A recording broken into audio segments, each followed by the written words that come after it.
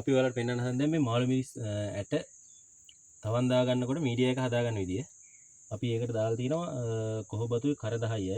කොහොබත් හතරට එකක් තමයි ගන්න ඕනේ. ඔයාලා ගන්න ඒ කියන්නේ මැනලා මොකෙන් හරි ගන්න දෙකින් හතරක් දාලා කර 10යි එකක් දාන්න. අපි ඊට මේක අනාගම මේක ටනල් එක ඇතුළේම තමයි අනා ගන්න ඕනේ. ටනල් එක ඇතුළේම දාලා අනා ගන්නවා හොඳයි. අපි දැන් බලමු අනා ගන්න.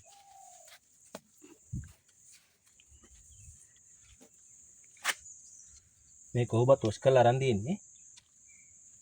එහෙනම් කහට ඔයාලත් කහට තියනවද බලලා කහට නැත්තම් කහට අයින් වෙනකන් වොෂ් කරගෙන මේකට දාගන්න.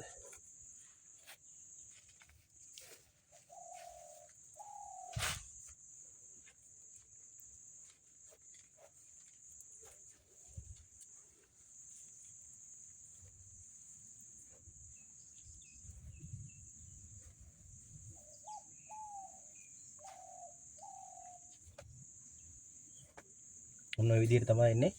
මීඩියා එක හොඳට කලවම් කරගන්න. අපි තව වීඩියෝ එකකින් ඔයාලට මේක තවන් තැටි වලට දාන විදිහ ගැන කියලා දෙන්නම්.